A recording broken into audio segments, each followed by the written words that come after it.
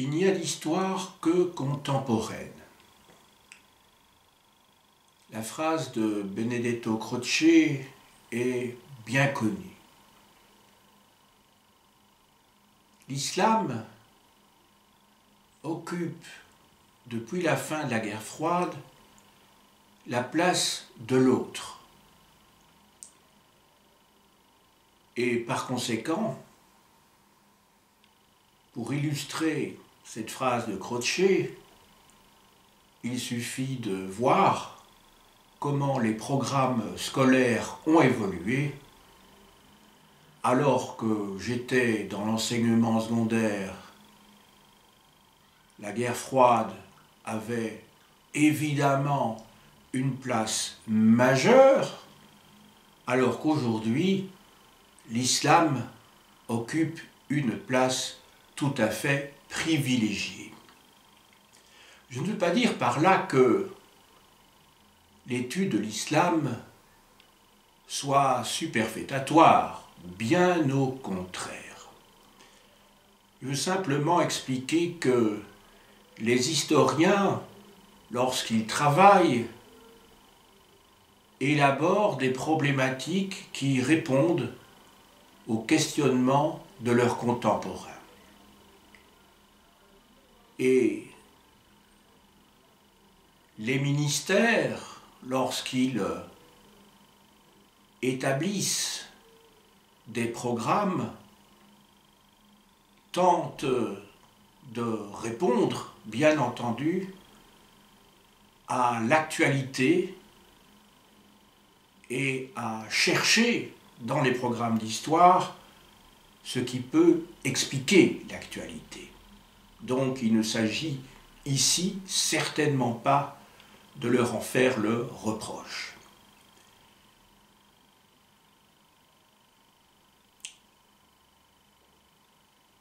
Étudier les prescrits religieux et sociaux de l'islam, c'est le projet que je me suis donné aujourd'hui pour cette leçon, peut paraître aux yeux d'un musulman arbitraire, car la religion, la société sont intimement imbriquées l'une dans l'autre, que vouloir, dans le plan d'un cours, distinguer d'une part les normes religieuses et d'autre part les normes sociales pourrait paraître relever de l'imposture, ou en tout cas d'une vision très européocentriste. Et à juste titre, cette fois, le reproche pourrait être formulé de manière tout à fait légitime. Et pourtant, dans un but pédagogique, tout en étant évidemment conscient que la religion et la société sont intimement liées dans l'islam, puisque l'islam n'est pas, au sens propre, une religion, c'est une culture, c'est une civilisation, où la religion insuffle tout le corps social, insuffle les mentalités.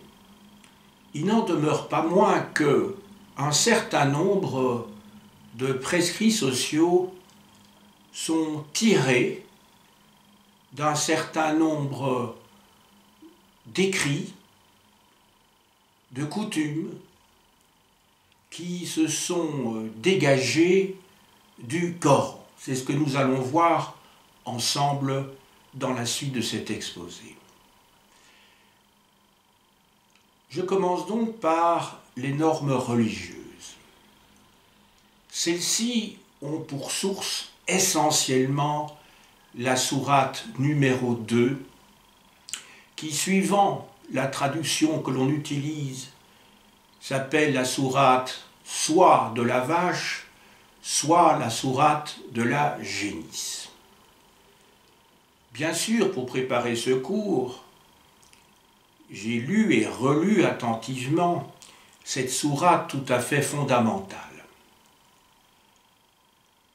Dans la traduction de Kazimierski, celle donc qui a été publiée par les éditions Garnier-Flammarion et que tout un chacun peut se procurer dans n'importe quelle librairie, a été préfacée, a été précédée d'explications et d'une chronologie due au grand islamologue Mohamed Harkoun, qui est décédé il y a peu de temps.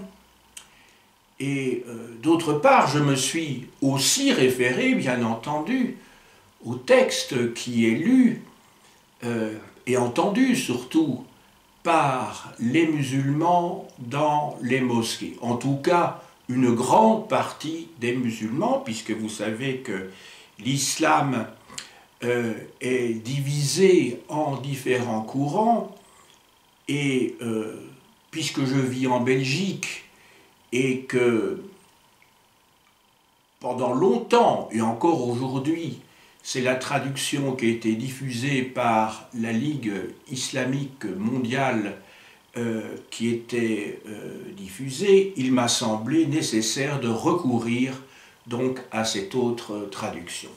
Je vous montre les deux éditions du Coran que j'ai utilisées. Donc ici vous avez l'édition avec la traduction de Kazimierski. Alors la sourate numéro 2 dans la traduction fait 30 pages ici, donc c'est une longue sourate, une très longue sourate. Il faut savoir que dans le Coran, les sourates les plus courtes qui se trouvent à la fin sont plus que vraisemblablement les plus anciennes, alors que les plus longues qui se trouvent au début, à contrario, sont donc les plus récentes. Il s'agit ici d'une sourate médinoise, puisque l'on divise les sourates soit en sourate donnée à Médine, soit en sourate donnée à la Mecque. C'est bien triste, mais beaucoup de gens parlent de l'islam sans avoir lu le Coran. Ça me semble tout à fait élémentaire quand même, sinon d'avoir lu tout le Coran, mais au moins d'en lire un certain nombre de sourates pour s'imbiber de l'esprit du Coran, pour toucher également à ce texte qui est poétique à bien des égards, et parce que, quand même, quand on parle d'un sujet, la moindre des choses est de se référer aux sources. Et s'il y a bien une sourate qui doit être lue, c'est la sourate numéro 2, donc la sourate de la vache ou la sourate de la génisse, suivant la traduction qu'on utilise. Donc, Kazimierski appelle donc cette sourate la sourate de la génisse. Pourquoi de la génisse? Parce que, entre autres choses, il s'agit dans cette sourate de la génisse que Moïse avait ordonné aux Israélites d'immoler. Donc 30 pages. Et puis à côté de ça, l'autre version du Coran que j'ai donc utilisée, c'est donc l'édition publiée donc par la Ligue mondiale islamique, qui est cette traduction et cette édition est datée de l'an 1410 de l'Hégire et a été publiée sous comment dirais-je, sur les presses du complexe du roi Fahd d'Arabie Saoudite. Je vous la montre. Alors, à la différence de l'édition précédente, où l'on ne trouve que le texte français, dans cette édition-ci, vous trouvez toujours sur la page de droite le texte arabe et sur la page de gauche une traduction en français.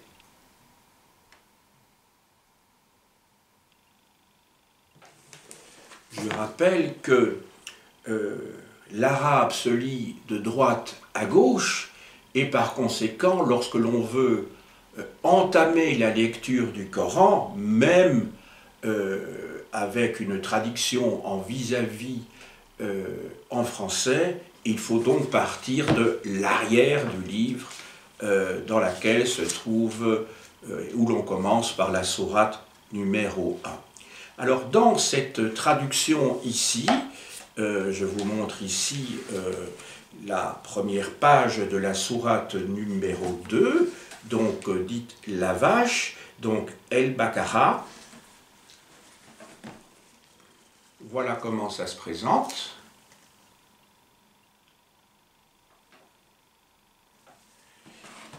Ici, il y a 50 pages. Évidemment, le format n'est pas le même, les caractères sont plus grands. C'est simplement pour vous inciter à, je parle ici en particulier à mes étudiants et à mes étudiantes, que lorsque l'on aborde un sujet, il faut, si possible, se documenter, en tout cas pour la préparation d'une leçon, et lorsque l'on a un texte aussi important et qu'il existe des traductions, eh bien comparer ces traductions. Je ne suis pas arabisant, je ne connais pas l'arabe, sinon un tout petit peu, et c'est vrai que je suis évidemment perplexe quand je vois la différence, les différences notables qui peuvent exister dans la traduction des 286 versets de cette sourate numéro 2. Donc je ne me prononcerai pas. J'ai lu, ou plutôt relu attentivement ces deux sourates. Pourquoi? Ou plutôt la même sourate, mais dans deux éditions différentes. Pourquoi? Parce que c'est cette sourate numéro 2 dans laquelle se trouvent décrites les obligations qu'un musulman auquel il doit se soumettre pendant son existence. Ces obligations sont connues sous le nom des 5 piliers de l'islam, et ces 5 obligations sont les suivantes. D'abord la profession de foi, ensuite la prière, ensuite l'aumône légale, en 4e lieu le jeûne et pour finir le pèlerinage. Je commence donc tout à fait logiquement par le pilier, l'obligation fondamentale, celle qui est à la base de tout, sinon le reste n'a pas de sens, bien entendu, c'est la profession de foi, la shahada. Shahada, la profession de foi, c'est « il n'y a de Dieu que Dieu » et Mahomet est son prophète. Donc c'est un verset très connu. Voilà donc la profession de foi. Alors dans cette profession de foi, on trouve deux choses. Tout d'abord, l'idée de l'unicité de Dieu. Il n'y a de Dieu avec un petit d que Dieu avec un grand Dieu, avec un grand D. Autrement dit, c'est le rejet absolu de toute forme de polythéisme, donc c'est l'affirmation fondamentale du monothéisme, et les choses sont évidemment beaucoup plus claires que dans le christianisme, où lorsque les fidèles entendent parler lors du sermon des curés, des prêtres, du mystère de la Sainte Trinité, cela ne peut qu'embrouiller les esprits. Lorsqu'on entend parler de Dieu le Père, Dieu le Fils, Dieu le Saint-Esprit, quand même, pour un esprit pour quelqu'un qui n'a pas l'esprit philosophique ou théologique, on imagine 3 personnes, d'ailleurs on parle des 3 personnes en Dieu, oubliant que le terme persona renvoie à l'idée de masque dans la tragédie antique, grecque, que persona en grec signifie un des aspects, c'est un des aspects de Dieu.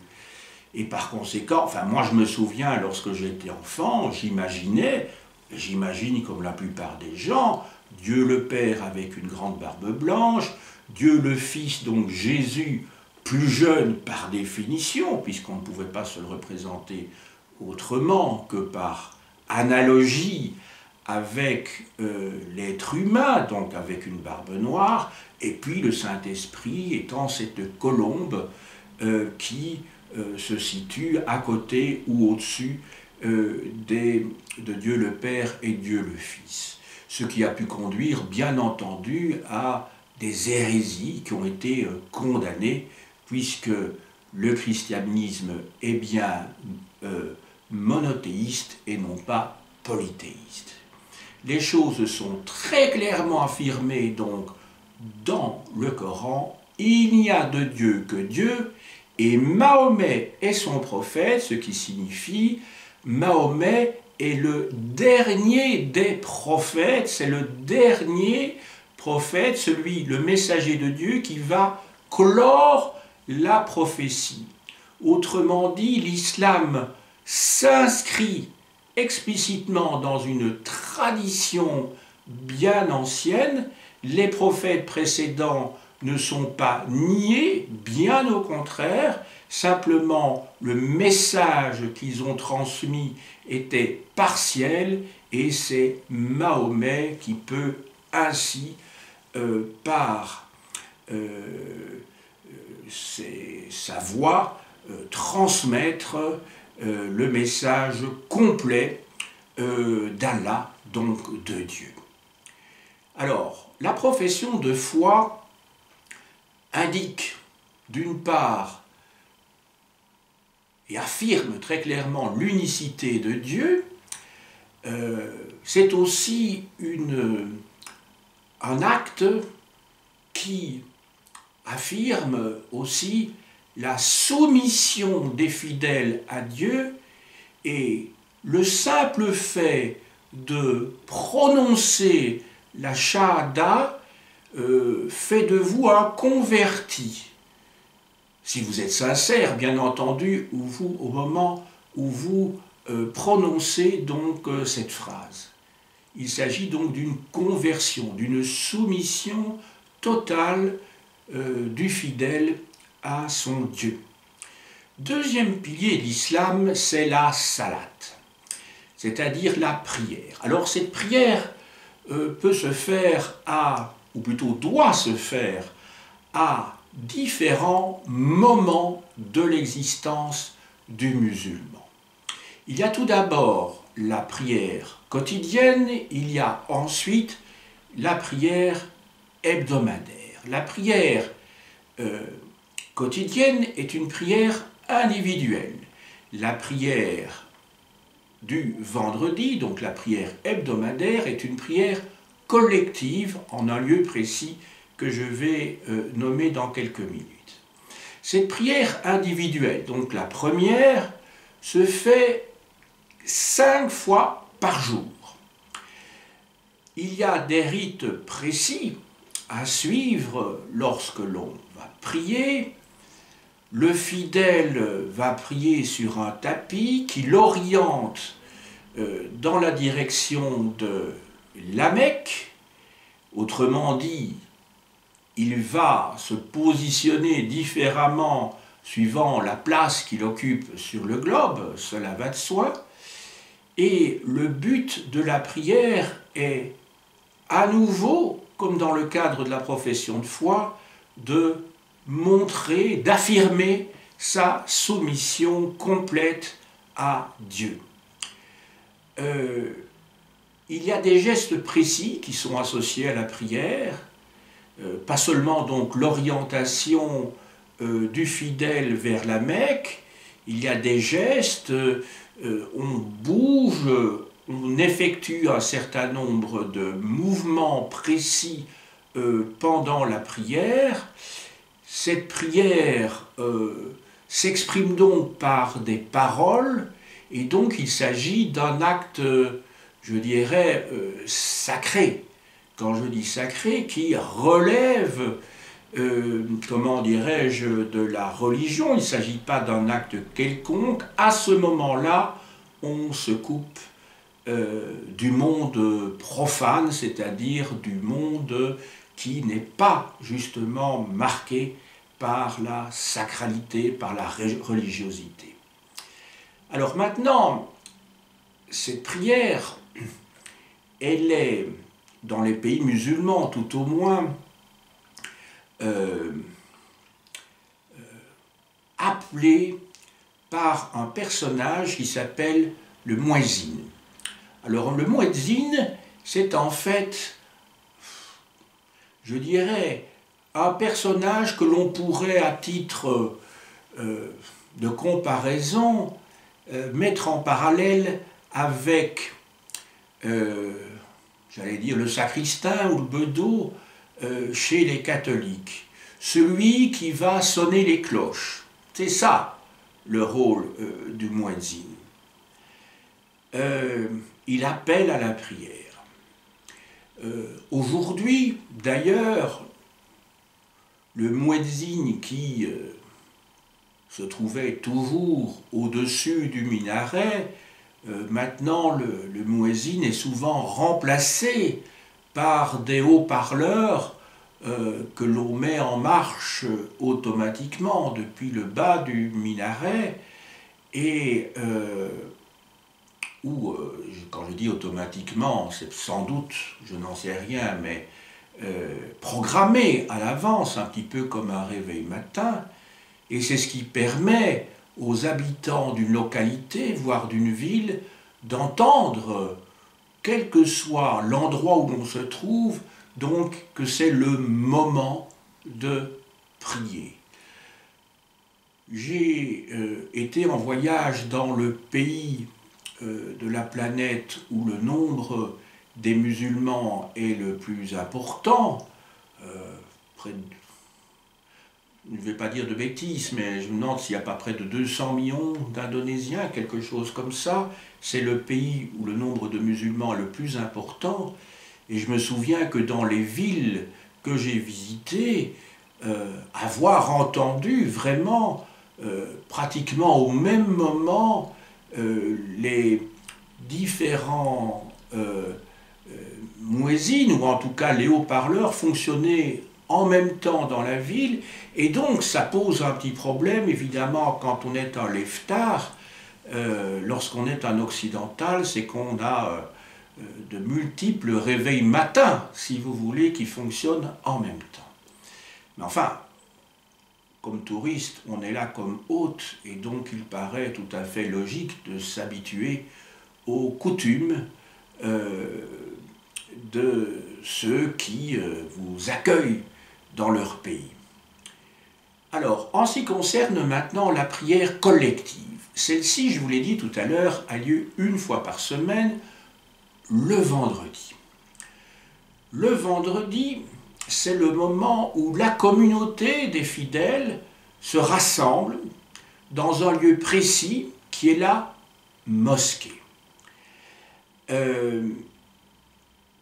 Il y a évidemment là aussi toute une série de rites à suivre avant d'entrer dans la mosquée, des gestes de purification comme les ablutions derrière les oreilles, à différents endroits du corps, pour les mains, pour les pieds également. Il s'agit d'entrer le plus pur possible dans cette mosquée. Alors, dans les mosquées, il y a deux temps principaux.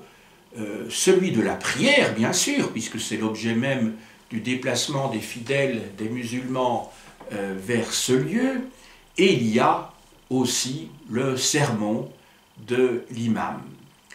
L'imam, ce n'est pas un prêtre. L'imam, c'est au fond un personnage érudit, un petit peu comme un rabbin chez les Juifs, qui connaît très bien les textes religieux et qui, à partir de ces textes, va prononcer un sermon qui permet de délivrer les messages essentiels du Coran, en tenant compte, le cas échéant, de l'actualité, des problèmes de société qui se posent à un moment donné et auxquels les fidèles vont se trouver confrontés. Donc il est là pour éclairer ces coreligionnaires à ce moment tout à fait privilégié, donc du vendredi. Alors, qu'est-ce que c'est qu'une mosquée? Alors, une mosquée, ce n'est pas la maison de Dieu, c'est un lieu de prière. C'est un lieu de prière qui a une architecture, une forme particulière. La première mosquée, historiquement, c'est la maison de Mahomet lui-même. Au départ, donc, c'est une maison. C'est une maison qui est entourée par une enceinte, donc c'est un lieu clos, qui, dans sa partie centrale, comprend une cour, et qui comprend aussi, alors, ça peut être dans le mur d'enceinte, en tout cas, c'est pas dans le lieu de prière lui-même, donc un minaret, qui est donc une tour, ce que chez les chrétiens, chez les catholiques, on appelle un campanile, sauf que là, il s'agit d'y faire sonner les cloches, puisque campa, campana, ça veut dire donc la cloche, tandis que là, le minaret, j'en ai expliqué la fonction tout à l'heure, pour l'appel à la prière. Dans cette cour se trouve une fontaine où sont effectuées les différentes ablutions qui servent à purifier les fidèles. Et puis alors, quand on entre à l'intérieur du bâtiment où s'effectuent les prières, on trouve un grand mur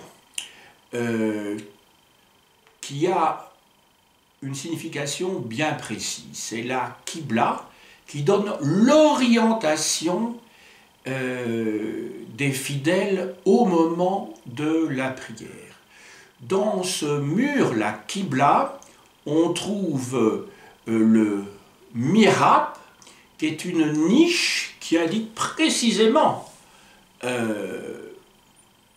la direction de la Mecque. Vous avez aussi dans les mosquées le minbar. Alors le minbar, c'est l'équivalent de la chaire de vérité chez les catholiques. C'est l'endroit à partir duquel s'exprime l'imam au moment où il prononce son sermon. Alors, à l'époque des Abbassides, il y a un enclos en bois qui a été ajouté. Je rappelle que les Abbassides règnent à partir de 750 de notre ère, c'est-à-dire après presque 90 ans de règne des Omeyyades à Damas.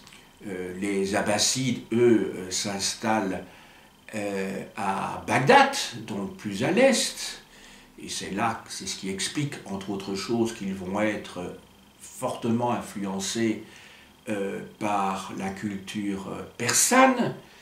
Alors donc, un enclos en bois va être réservé soit au calife et plus tard aussi au gouverneur, et même à cette époque-là dans d'autres parties de l'Empire musulman. C'est ce qu'on appelle le Maksoura. J'en arrive maintenant au troisième pilier de l'islam, c'est-à-dire l'aumône légale, autrement dit la zakat. Alors cette aumône légale doit être distinguée de l'aumône que chacun peut faire à n'importe quel moment de la journée, selon son bon vouloir. On parle d'aumône légale parce que il y a un certain pourcentage des revenus de chaque musulman qui doivent être consacrés à la communauté dans l'hypothèse, ce qui ne manque jamais d'arriver, où certains de ses membres seraient dans le besoin. Donc pour les mendiants, pour ceux qui souffrent, pour les malades, il y a donc ce pot commun qui est l'aumône légale. Ensuite, quatrième pilier, il y a le jeûne. Ce jeûne, aussi appelé en arabe c'est le sawn. Alors, ce jeûne s'effectue pendant un mois, donc de 4 semaines, donc dans le calendrier musulman,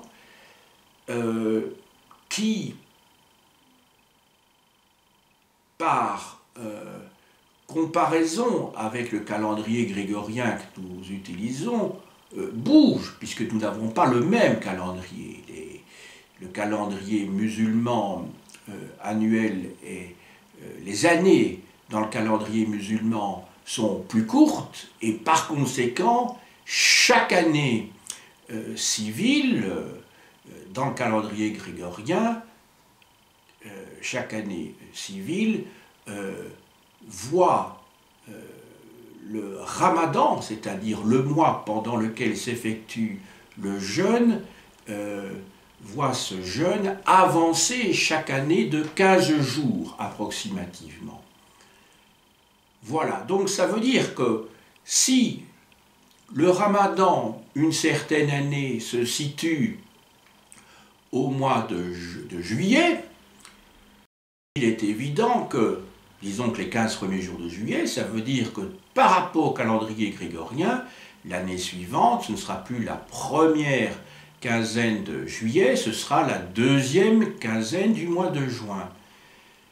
Ce qui pose évidemment un problème sur le plan de la biochronologie de chaque individu, puisque il y a des règles strictes.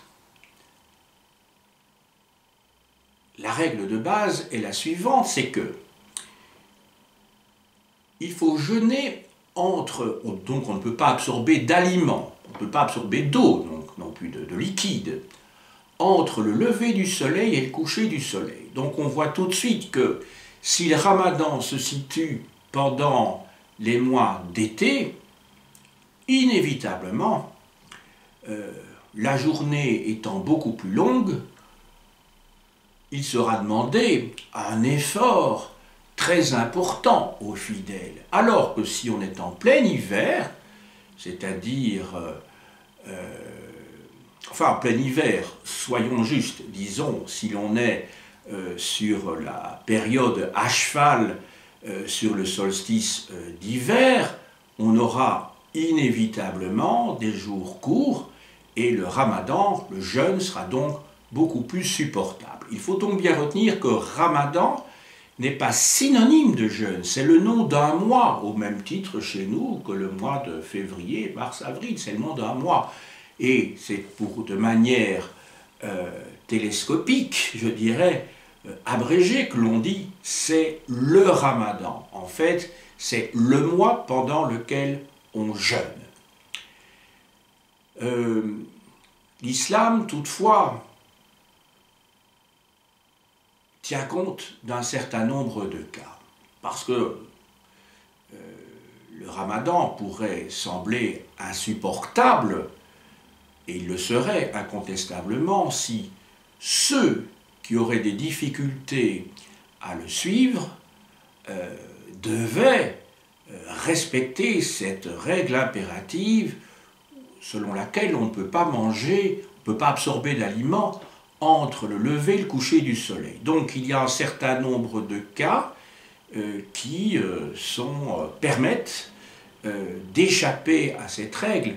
Si vous êtes un malade, si vous êtes un petit enfant, si vous êtes une femme enceinte, vous n'êtes pas astreint, évidemment, à cette règle-là. Donc ce n'est pas une religion inhumaine, comme elle peut trop souvent apparaître à certains. Passons, alors l'objectif du jeûne, parce que tout Tous ces piliers ont évidemment, on comprendra, sinon ça n'aurait pas de sens, une signification précise. La fonction du jeûne est de purifier son corps et par là son esprit, les deux étant intimement liés. J'en arrive maintenant au pèlerinage, ce que l'on appelle le Hajj.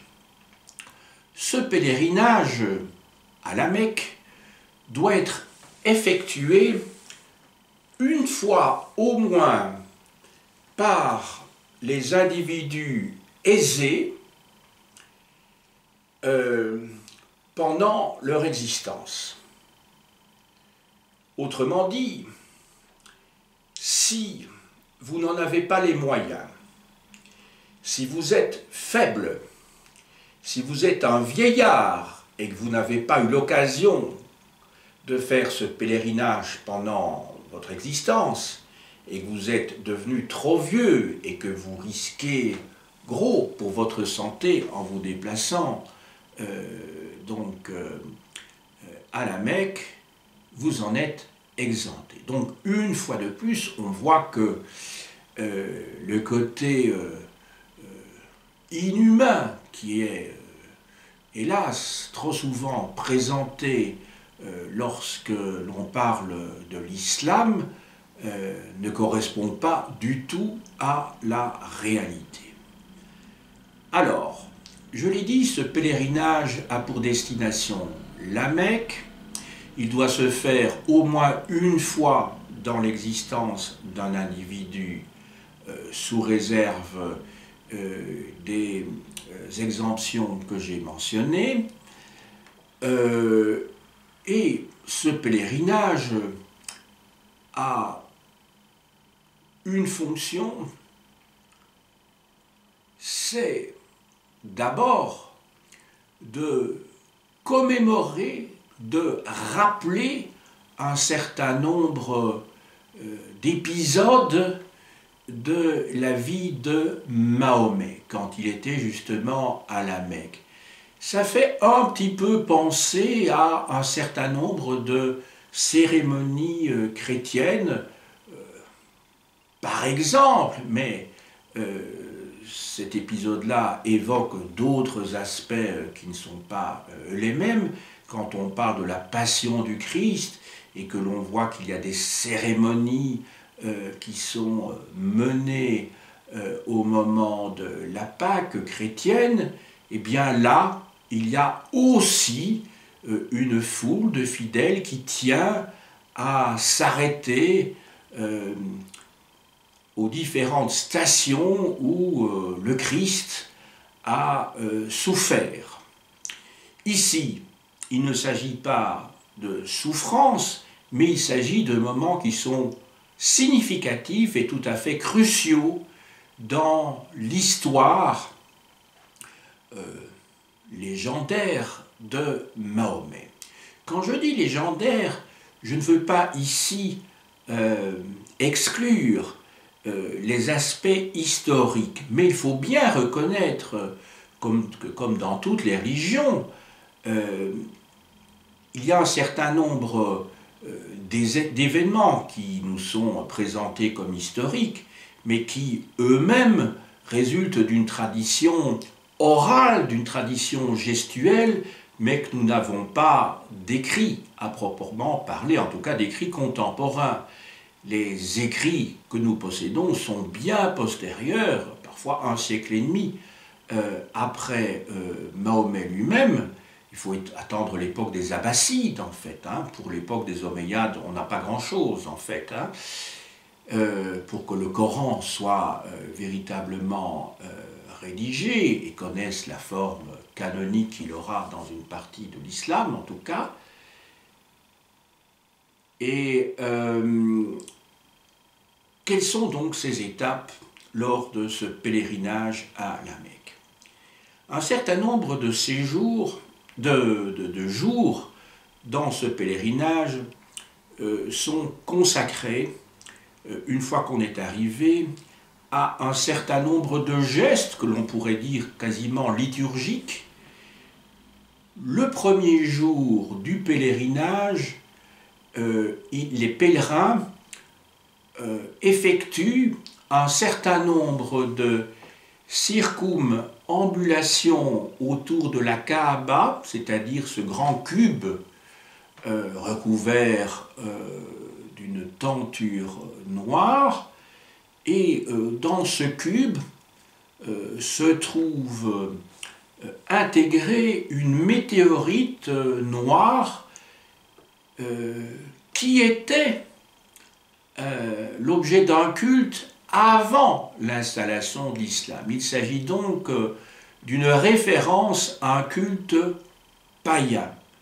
Culte païen que Mahomet a donc éradiqué de la Mecque. Ensuite, après ces circumambulations, donc autour de la Kaaba, les pèlerins sont amenés à s'abreuver à Zemzem. Les 4 nuits qui suivent. Donc, première étape, donc, la Mecque et Zemzem. Deuxième étape, les fidèles vont passer 4 nuits à Mina, puis à Arafat, où ils vont prier. Étape suivante, ils vont se rendre à Mouza Dalifa, où ils vont récolter des cailloux qu'ils vont jeter sur 3 stèles qui représentent, 3 stèles, 3 piliers qui représentent le démon. Enfin, il y a le retour à la Mecque, où les musulmans sacrifient un animal. Alors, à côté de ces 5 piliers que j'ai détaillés ici longuement, ces 5 piliers dont on voit la signification, la profession de foi est une marque d'adhésion au monothéisme, la prière est là pour montrer sa soumission à la volonté de Dieu, l'aumône montre la solidarité qui doit prévaloir entre tous les membres de la communauté, de l'Oumma, le jeûne qui a pour fonction de se purifier, et enfin le pèlerinage qui est un voyage, et la notion de voyage est très importante, on la trouve dans différentes religions. Ce voyage a pour mission de rappeler aux musulmans quel a été le parcours, les étapes, je dirais, oui, presque initiatiques de Mahomet dans sa progression religieuse. Donc on voit ici qu'il y a un certain nombre de points communs avec d'autres religions et d'autres qui séparent l'islam de ces autres religions, justement. Certains musulmans considèrent qu'il existe un 6e pilier. Ce 6e pilier, c'est le combat, le djihad, dont on parle beaucoup. On parle beaucoup du djihad en ne sachant pas très bien, en Occident, en tout cas pour les personnes non averties, de quoi il s'agit vraiment. En fait, excusez-moi, attendez, je dois éternuer, voilà, c'est passé. Le djihad comprend 2 aspects. Il y a le djihad intérieur et d'autre part le djihad extérieur. Le djihad intérieur, c'est en fait un combat que le fidèle mène contre lui-même, contre le mal qui est en lui. Donc, on peut dire qu'il s'agit d'une recherche de Dieu en soi-même du bien, donc, que l'on trouve dans d'autres démarches de type spirituel. Quant au le djihad extérieur, qui est de loin le plus connu, et là c'est lié à des événements tragiques de ces dernières décennies, le djihad extérieur, au départ, c'est la volonté de diffuser le message de Mahomet en faisant reculer les frontières de l'empire musulman, et ceci peut conduire à l'équivalent de ce que les chrétiens ont appelé les croisades. Évidemment, ici, il ne s'agit pas de croisade, puisque le terme croix n'aurait pas de sens, bien entendu, mais il s'agit un petit peu de la même chose. Cette conquête peut se faire de manière pacifique, car il n'y a pas obligatoirement des morts lors d'une conquête. Il y a eu des conquêtes de l'islam qui se sont faites relativement pacifiquement, tout simplement parce qu'il y a eu adhésion des peuples soumis, ou d'une partie des populations soumises, parce qu'ils échappaient ainsi à des dominations qui étaient plus rudes, et en particulier sur le plan fiscal. Je pense à l'adhésion d'une partie importante de la population dans ce qui va devenir la Bosnie-Herzégovine, c'est-à-dire qu'il y avait des Serbes des paysans qui étaient vraiment mécontents de l'importance des impôts, des dîmes réclamés par les monastères orthodoxes, et qui finalement estimaient beaucoup plus supportable l'impôt que devaient payer les soumis dans le cadre du dhimmi. Passons maintenant aux normes sociales. Donc vous voyez que j'ai accordé vraiment beaucoup de place aux normes religieuses, et je passe aux normes sociales. Mais j'avais, dès mon introduction, indiqué que la séparation entre la religion et la société est une vue d'esprit moderne. Quand je dis moderne, qui résulte d'un processus de sécularisation, voire de laïcisation qui a commencé en Occident, alors que dans les pays d'islam, cela ne s'est pas fait à la même vitesse. Il y a des pays musulmans, où la population, où les chefs d'État sont restés musulmans, mais où il y a eu une volonté de sécularisation. Toutefois,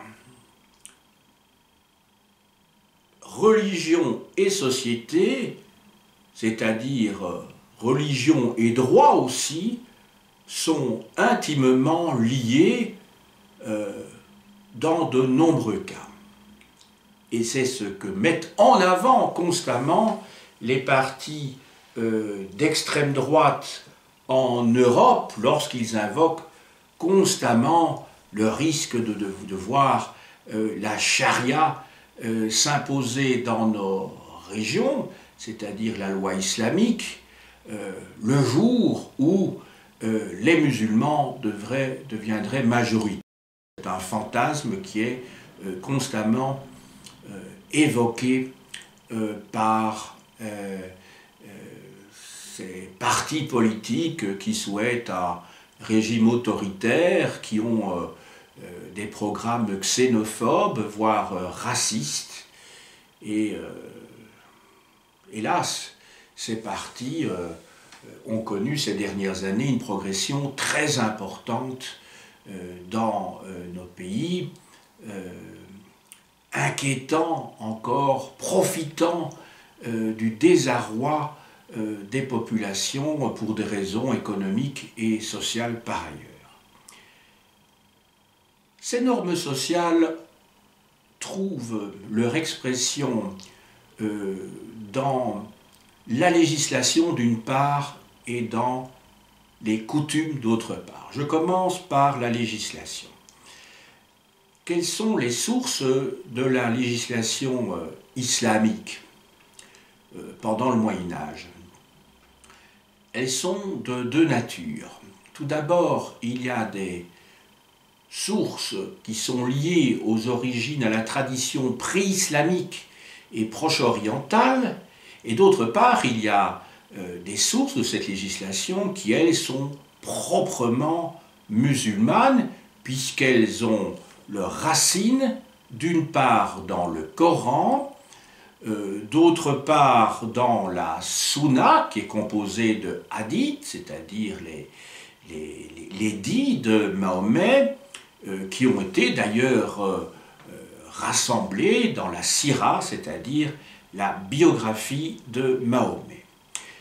Toutefois, l'esprit de cette législation a été souvent à l'équilibre. Donc on a une vision qui est liée évidemment à l'actualité, comme quoi l'islam serait une menace pour nos sociétés occidentales. En fait, l'esprit qui prévaut d'une manière générale dans cette législation, c'est l'équilibre. Quelques exemples, quelques applications. Je prendrai mes deux exemples dans le droit familial, le cas du mariage et le cas des successions. Ce droit du familial trouve ses sources donc dans les sourates médinoises, et en ce qui concerne le mariage, il y a quelque chose qui a choqué, qui choque encore les Occidentaux, c'est la polygamie. Alors que celle-ci, je le relisais encore en préparant cette leçon tout à l'heure, je ne sais pas si je vais tomber dessus, mais il y avait toujours dans la sourate numéro 2,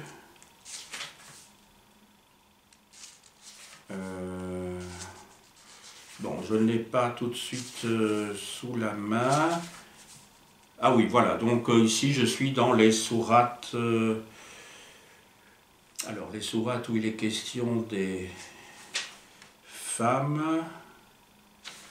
Alors là, ce sont les sourates, à partir des sourates 220 et suivantes, il est question des femmes, du mariage et de leur répudiation. Donc là, je vois, il y a combien de... Attendez, donc de la sourate 220 à la sourate 238.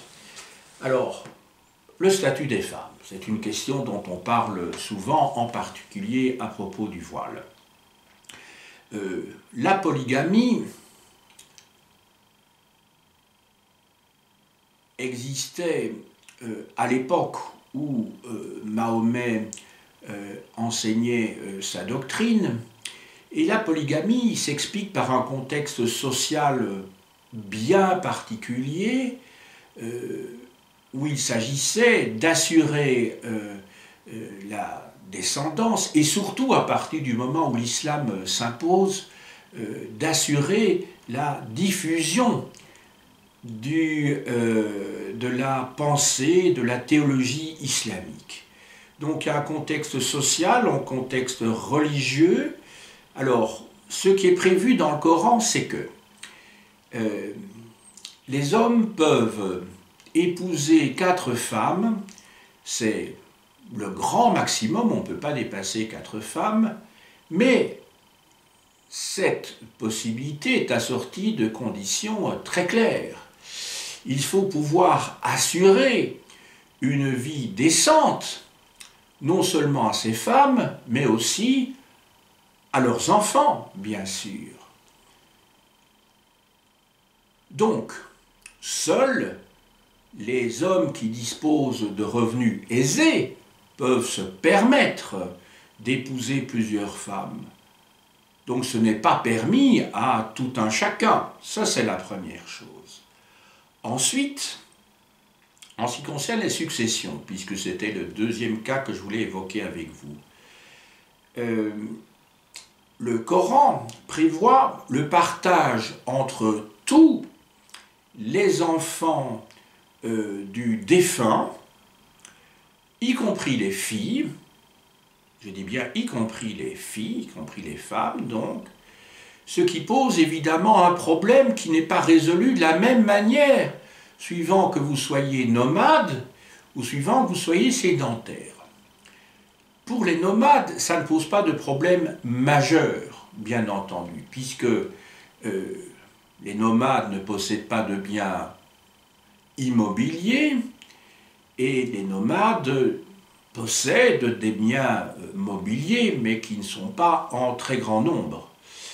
Et puis de toute façon, ceux-ci peuvent être divisés, même s'ils sont nombreux, de manière beaucoup plus facile que les biens immobiliers. Alors que pour les sédentaires, le problème est autrement plus grave. Pourquoi? Parce que la division des terres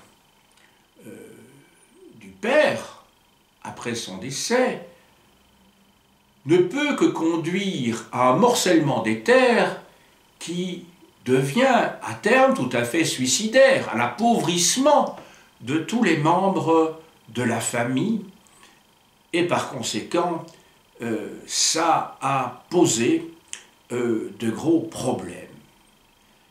Voilà, donc ce que je voulais dire, c'est que il y a des aspects, je dirais, qui, au niveau des principes, paraissent inconsidérés dans la législation coranique, parce que celle-ci est le produit d'un moment donné, d'une société donnée, dans un lieu donné, qu'il y a eu toutefois un certain nombre d'accommodements, et qu'un certain nombre de ces règles ont connu justement une évolution. Si cela avait pas été le cas, cette société aurait éclaté. Vous savez, le phénomène s'est passé de la même manière dans le christianisme. Certaines règles ont connu un certain nombre d'assouplissements. Il y avait d'une part la théorie et d'autre part la pratique. À côté de la législation, il y a les coutumes. Or, les coutumes, à l'inverse de la législation qui, elle, est écrite, vous avez les coutumes qui relèvent de la tradition, des usages, ce qu'en arabe on appelle adab. Le principe des usages est d'imiter la vie du prophète, et je vous en ai donné les sources tout à l'heure, le Coran, les hadiths, la sira, c'est-à-dire la vie, la biographie du prophète. Quelques applications. Alors, tout d'abord, des exemples qui relèvent des interdits, autrement dit de ce que l'on ne peut pas faire, c'est l'aspect négatif, je dirais, de ces coutumes, et d'autre part, les aspects positifs, c'est-à-dire un certain nombre de manières de vivre, de comportements qui relèvent du code de la politesse et qui rendent les usages sociaux faciles à vivre au quotidien. Je commence par les interdits. Il y a effectivement un certain nombre d'interdits qui concernent l'alimentation. Le porc est interdit, il est interdit de se nourrir de porc. Il est interdit de boire de l'alcool. Je rappelle que le mot alcool est lui-même un mot d'origine arabe. Ensuite, la viande ne peut être consommée qu'une fois vidée de son sang. C'est donc ce qu'on appelle la viande halal. Excusez-moi encore une fois. j'ai eu le malheur de sortir aujourd'hui, alors que c'est le premier jour où il se met à neiger. Voilà. Alors maintenant, du côté du code de politesse, et je sens que je vais de nouveau avoir des soucis, décidément.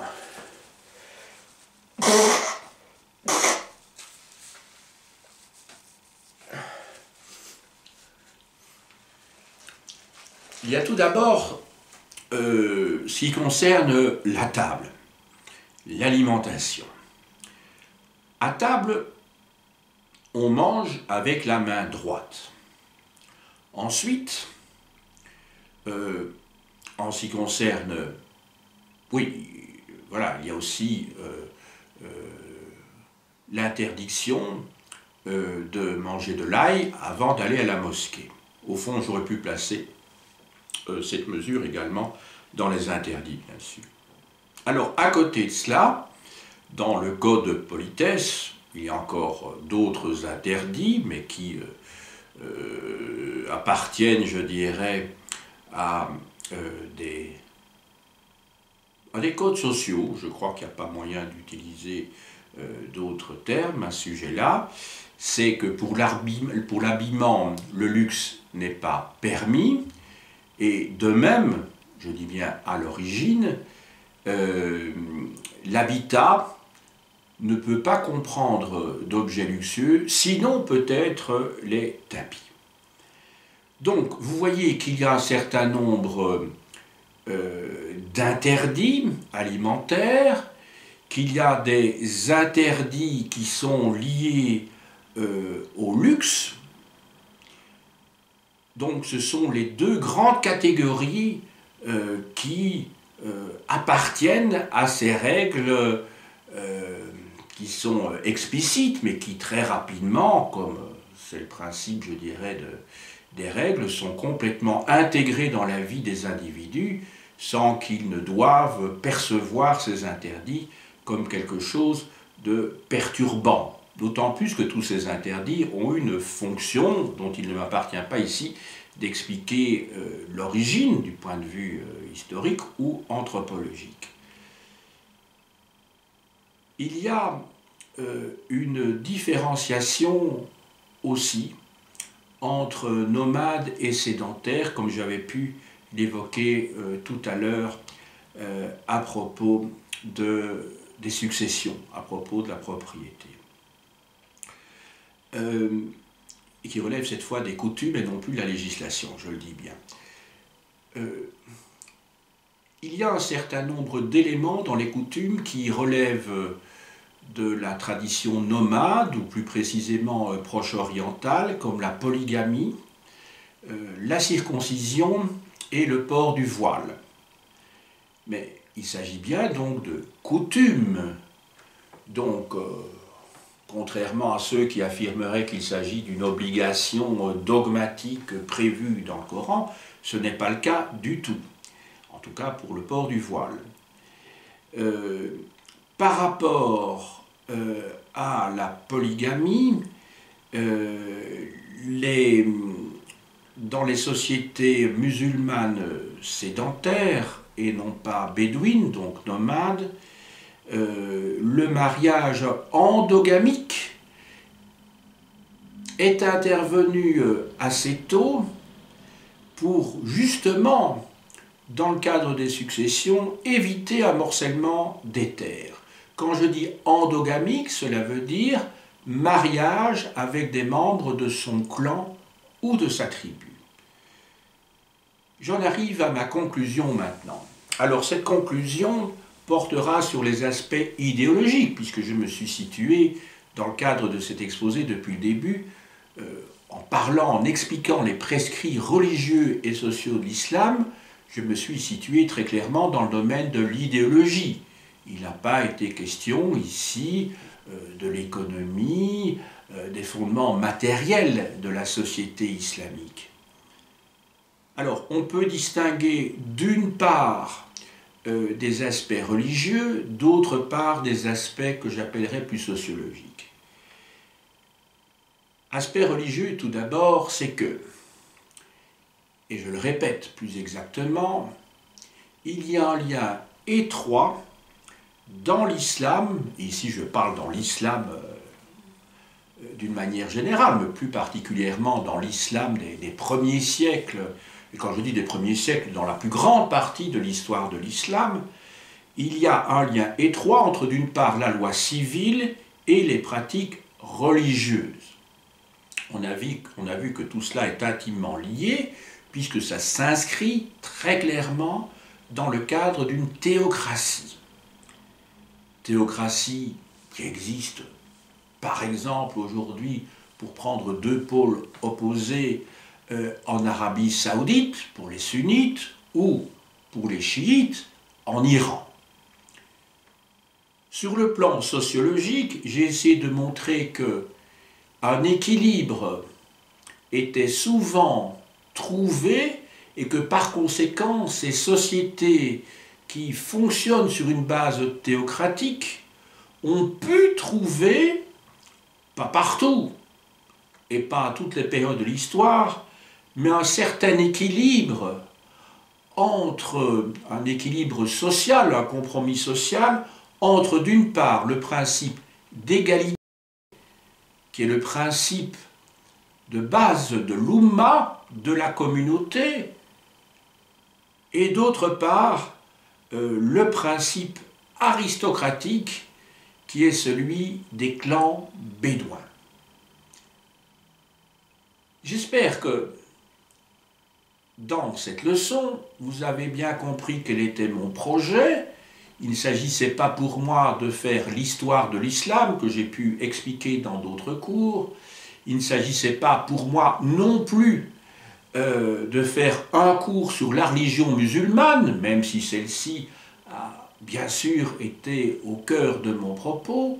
Il s'agissait de prendre un angle d'attaque qui était celui de la norme, ou plutôt des normes religieuses et sociales, ou on pourrait dire, je ne sais pas moi, à la fois religieuse et sociale, puisque tout cela est lié. J'espère que vous avez bien compris que ce que l'on appelle traditionnellement les 5 piliers de l'islam sont des obligations que tout un chacun doit respecter en tant que musulman ou en tant que musulmane. Ce sont des obligations qui sont présentes dans le quotidien de la vie des musulmans ou qui doivent, à un moment donné de leur existence, être pratiquées. Je pense ici en particulier au Hajj, une fois au moins pendant sa vie. Vous avez vu que le Ramadan, c'est un mois par an, mais il y a d'autres activités qui sont hebdomadaires, comme la prière, ou quotidienne s'il s'agit de la prière individuelle. Voilà. En ce qui concerne les normes sociales, vous avez vu qu'il y a au fond 2 grandes sources pour ces normes sociales, des sources législatives qui émanent directement des grands textes religieux islamiques, et d'autre part des coutumes, des usages, les fameux adab. Je vous montre maintenant quelques livres qui m'ont servi pour préparer cet exposé.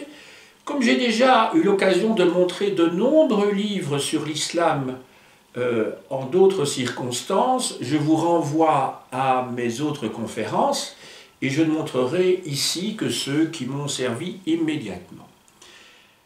En ce qui concerne le Coran, il y a bien sûr le petit Cossège de François Desroches qui enseigne dorénavant au Collège de France.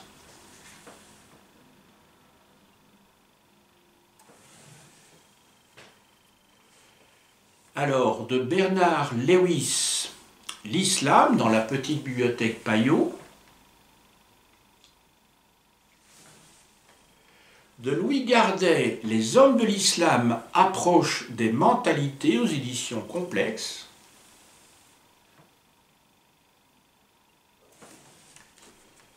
L'islam hier, demain de Mohamed Harkoun et Louis Gardet chez Bûcher-Chastel.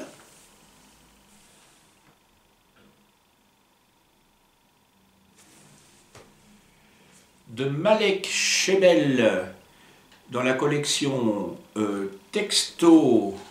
Alors l'éditeur de Texto, c'est... Alors là j'essaie de le retrouver. Ce sont les éditions Talendier. Donc l'islam en 100 questions. Et vous avez sur la photo de couverture, on y voit les fidèles prosternés devant la Kaaba à la Mecque.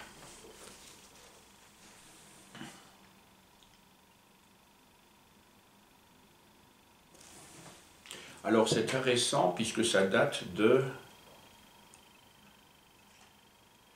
mars 2017. Le mot des religions, les 20 dates clés de l'islam, c'est un hors-série qui date de juin 2015.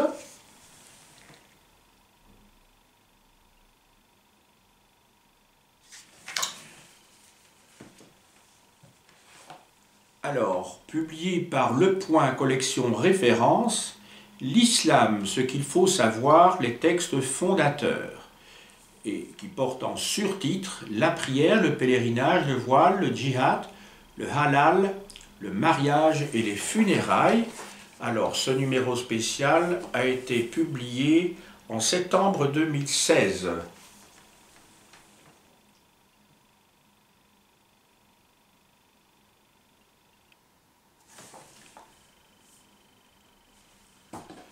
Et enfin, pour conclure, un numéro de juin 2017 du Monde des religions, Mahomet et les origines de l'islam au-delà de la légende. Donc ces 3 numéros de revue comprennent toute une série d'articles qui ne sont pas très longs et qui exposent de manière le plus souvent pédagogique ce qui ressorti plutôt de l'exposé d'aujourd'hui. J'ai dit.